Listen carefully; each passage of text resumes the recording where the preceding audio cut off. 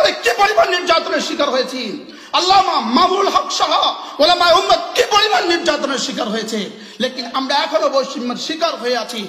16 বছরে আমরা সবচেয়ে বেশি নির্যাতিত হয়েছি, আমরা সবচেয়ে বেশি নিগৃহীত হয়েছি, আমরা সবচেয়ে বেশি জুলুমের শিকার হয়েছি।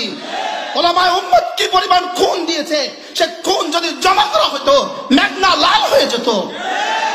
আমরা দেখেছি এবারের ত্রাণ বিতরণে শাহ আহমদুল্লাহ কি করেছেন, আমরা দেখেছি ইয়াকুব কি করেছেন, আমরা দেখেছি উলামায়ে উম্মত কি করেছেন, কিন্তু তাদের বক্তব্যে মাদ্রাসার শিক্ষার্থী এবং মাদ্রাসার শিক্ষকদের ব্যাপারে কোনো বক্তব্য কারোর মুখে আসে না। আমাদেরকে যদি সুযোগ দেওয়া হয়, আমাদেরকে যদি সমাজের সমস্ত স্তরে আমাদের যোগ্যতা অনুযায়ী সুযোগ দেওয়া হয়, এদেশে আর দুদক লাগবে না, এদেশে আর দুদক লাগবে না, এদেশে আর মাদক আসক্ত নিরাময় কেন্দ্র লাগবে না। আমি বলি এদেশে আর পুলিশও লাগবে না, আমি বলি এদেশে আর কারাগার লাগবে না। যদি আমাদেরকে সুযোগ দেওয়া হয় এদেশে আর কোনো অপরাধী থাকবে না। যদি আমাদেরকে সুযোগ দেওয়া হয়, আমরা 113 জন মানুষ যারা শেষ পর্যন্ত দুদকের মামলা আক্রান্ত হয়েছি, সর্বপ্রথম দুদকের মামলা যিনি 1 নম্বর নাম আল্লামা নুরুল ইসলাম অলিপুরি, তার ঘর এখনো সাইডওয়াল এবং টিনের, সাইডওয়াল এবং টিনের যিনি দুদকের মামলার 1 নম্বর আসামি, আমিও দুদকের মামলার আসামি। জীবনে কখনো দুদকের দল, দুর্নীতির দল আমরা দেখি নাই, জীবনে কখনো দুর্নীতির আমরা কল্পনাও করি নাই, আমাদেরকে দুদকের মামলার আসামি করা হয়েছে। এই জাতীয় সেমিনারে এই পর্যায়ে গুরুত্বপূর্ণ বক্তব্য পেশ করবেন মাদ্রাসা ইসলামিয়া দারুল উলুম সুধন্যপুর মাদ্রাসার সম্মানিত প্রতিষ্ঠাতা ও মুহতামিম বিশিষ্ট আলেম দ্বীন হাকিমুন নফস জনাব হযরত মাওলানা মুফতি মুশতাকুন নবী কাসেমী। এই পর্যায়ে আলোচনা পেশ করবেন জনাব হযরত মাওলানা মুফতি মুশতাকুন নবী কাসেমী দামাত বারাকাতুহুমুল আলিয়া, প্রতিষ্ঠাতা মুহতামিম মাদ্রাসা ইসলামিয়া দারুল উলুম সুধন্যপুর।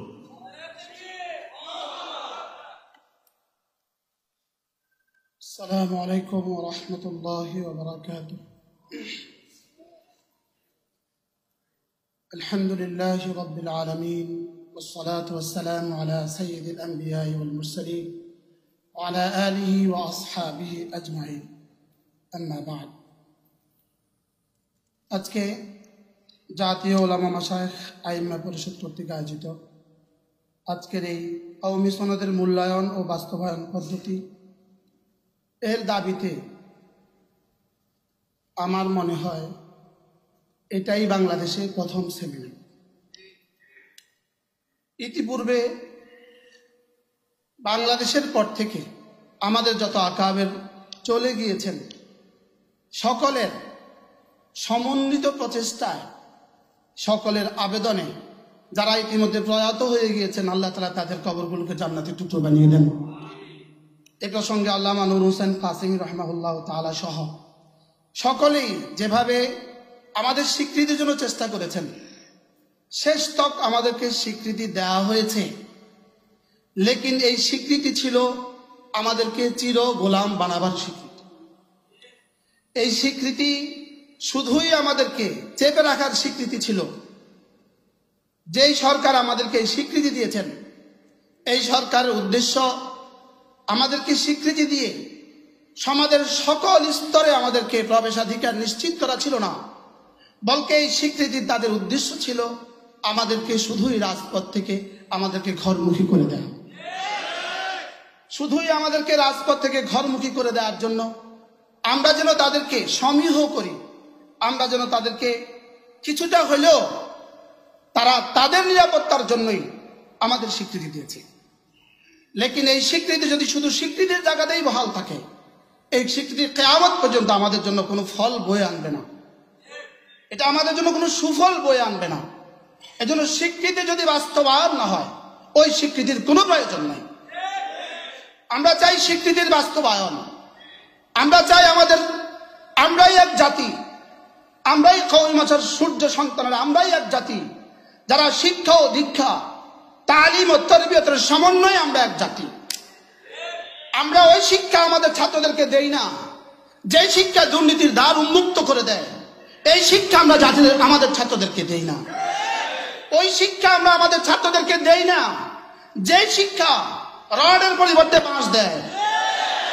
ওই শিক্ষা আমাদের জাতিকে আমরা দেই না যারা যারা যে ডাক্তারগুলো তাদের অপারেশনের সময় পেটে ছুরি রেখে চলে যায়। আমরা এমন শিক্ষা দেই না, আমরা দুর্নীতির শিক্ষা দেই না। আমাদেরকে যদি সুযোগ দেওয়া হয়, আমাদেরকে যদি সমাজের সমস্ত স্তরে আমাদের যোগ্যতা অনুযায়ী সুযোগ দেওয়া হয়, এদেশে আর দুদক লাগবে না, এদেশে আর দুদক লাগবে না, এদেশে আর মাদক আসক্ত নিরাময় কেন্দ্র লাগবে না। আমি বলি এদেশে আর পুলিশও লাগবে না, আমি বলি এদেশে আর কারাগার লাগবে না। যদি আমাদেরকে সুযোগ দেওয়া হয় এদেশে আর কোনো অপরাধী থাকবে না।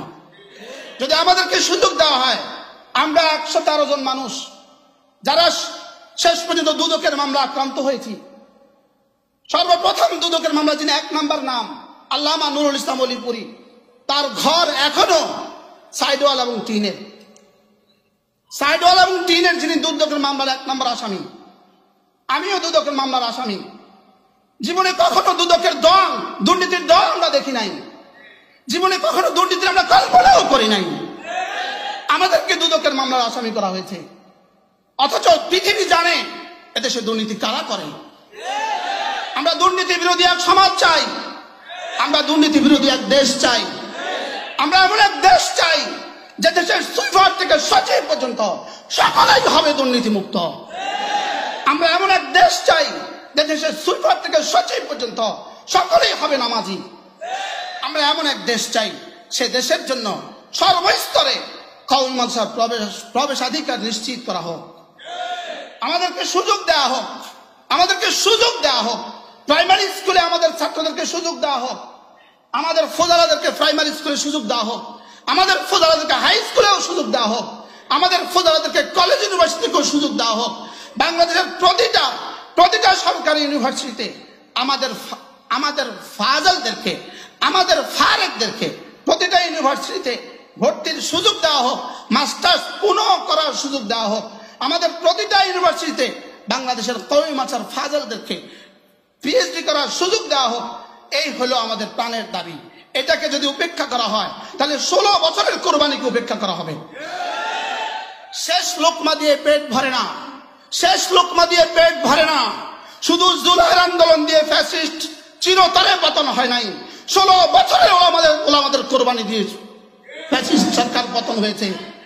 প্রথম লোকমা সহ শেষ লোকমার যেমন অবদান, শেষ লোকমার যেমন অবদান, প্রথম লোকমার ঠিক তেমন অবদান। 16 বছরে আমরা সবচেয়ে বেশি নির্যাতিত হয়েছি, আমরা সবচেয়ে বেশি নিগৃহীত হয়েছি, আমরা সবচেয়ে বেশি জুলুমের শিকার হয়েছি। ওলামায়ে উম্মত কি পরিমাণ খুন দিয়েছে, সে খুন যদি জমা করা হতো মেঘনা লাল হয়ে যেত। আমরা আয়নাগরে কি পরিমাণ নির্যাতনের শিকার হয়েছি, আল্লামা মামুনুল হক সহ ওলামায়ে উম্মত কি পরিমাণ নির্যাতনের শিকার হয়েছে। লেকিন আমরা এখনো বৈষম্যের শিকার হয়ে আছি। আমরা দেখেছি এবারের ত্রাণ বিতরণে শাহ আহমদুল্লাহ কি করেছেন, আমরা দেখেছি ইয়াকুব কি করেছেন, আমরা দেখেছি ওলামায়ে উম্মত কি করেছেন। কিন্তু তাদের বক্তব্যে মাদ্রাসার শিক্ষার্থী এবং মাদ্রাসার শিক্ষকদের ব্যাপারে কোনো বক্তব্য কারোর মুখে আসে না। কেন আমরা বৈষম্য শিকার হলাম? এজন্য আমরা আমাদের প্রাণের দাবি, আজ থেকে আমরা নতুন আওয়াজ তুলব। এদেশে নতুন আওয়াজ উঠেছে ইনশাআল্লাহ। এই আওয়াজ পুরা হবেই হবে ইনশাআল্লাহ, এই আওয়াজ পুরা হবেই হবে ইনশাআল্লাহ। আমাদের ছাত্ররা প্রমাণ দেখিয়েছে। আমাদেরকে সুযোগ দেন, আমাদেরকে সুযোগ দান করেন। ডক্টর আফম ও খালেদ আমাদের এই ঘরের সন্তান, যিনি মসজিদে গেলে খতিব, যিনি মিম্বারে গেলে ওয়াইজ, যিনি ঘরে গেলে পীর, হাদিসের মস্তনে যিনি মুহাদ্দিস। আলহামদুলিল্লাহ, লিখনের জগতে তিনি পৃথিবী বিখ্যাত লেখক, সাংবাদিকতার পেশায় তিনি পৃথিবী বিখ্যাত সম্পাদক। এজন্য কোন অংশে আমাদেরকে পিছিয়ে ফেলে রাখবেন? আজকের বাংলাদেশে আমি বলি, যদি বাংলা লিখার প্রতিযোগিতা আমাদেরকে অবতীর্ণ করে দাও, আমরাই হব সেরা।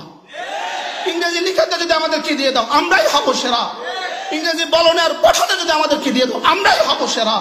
বক্তব্যে আমাদেরকে দিয়ে দাও, আমরাই হব সেরা ইনশাআল্লাহ। আমাদেরকে যদি এই সুযোগ দানে ব্যথিত করেন, মৌলানা হাসান জামিলের মতো আমিও আদাবের শব্দ ব্যবহার করছি, এই সুযোগ দানে যদি আমরা আমাদেরকে বাধিত করেন, আমরা আপনাদের কৃতজ্ঞ থাকব, আমরা আপনাদের কাছে চিরকৃতজ্ঞ থাকবো, এবং আপনাদের জন্য আমরা কিয়ামত পর্যন্ত জাতি আপনাদেরকে স্মরণ করবে। ওয়া মা তাওফীকি ইল্লা বিল্লাহ আলাইহি তাওয়াক্কালতু ওয়া ইলাইহি উনীব।